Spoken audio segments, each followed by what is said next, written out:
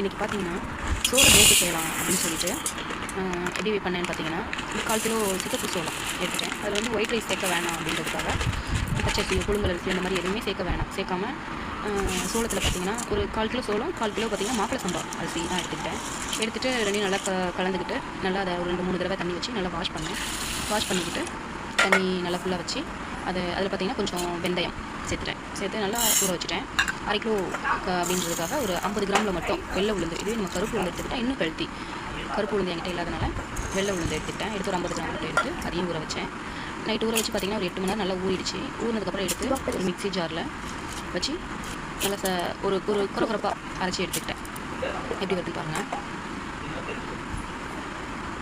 எடுத்து 2 வாட்டி போட்டு நல்லா அரைச்சி எடுத்துட்டு ஒரு குறப்பான இதில் தான் ரொம்ப சைன் பெஸ்ட்டாக அரைச்சிட்டாலும் தோசை வந்து நல்லா இருக்காது. குறப்பாக தான் இருக்கணும். நல்லா அரைச்சிக்கிட்டேன். உளுந்து தனியாக ஊற வச்சோன்னா அது தனியாகவே அரைச்சி அதையும் போட்டு நல்லா மிக்ஸ் பண்ணிக்கிட்டேன். கரண்டியில் நம்ம கை வச்சு கிண்டணும் அப்படின்றத விட கையில் அதை கலக்கும்போது சீக்கிரமாகவே நம்ம மாவு புளிச்சிடும். நம்ம 8 மணி நேரம் ஊற வைக்கணும் புளிக்க வைக்கணும் அப்படின்னு சொன்னால் அது பார்த்திங்கன்னா ஒரு 4 மணி நேரத்துக்கு நல்லாவே புளிச்சிடும். அதனால் நான் கையில் சீக்கிரமாக வேணும் அப்படின்றதுக்காக கையில் கரைச்சி வச்சேன். நல்லாவே புளிச்சிடுச்சு. புளிச்சதுக்கப்புறம் பார்த்திங்கன்னா நல்லா அதை கிண்டி அதில் கொஞ்சமாக உப்பு சேர்த்துட்டு அது எப்படி தோசை வச்சு சொல்கிறேன் நீங்கள் பாருங்கள்.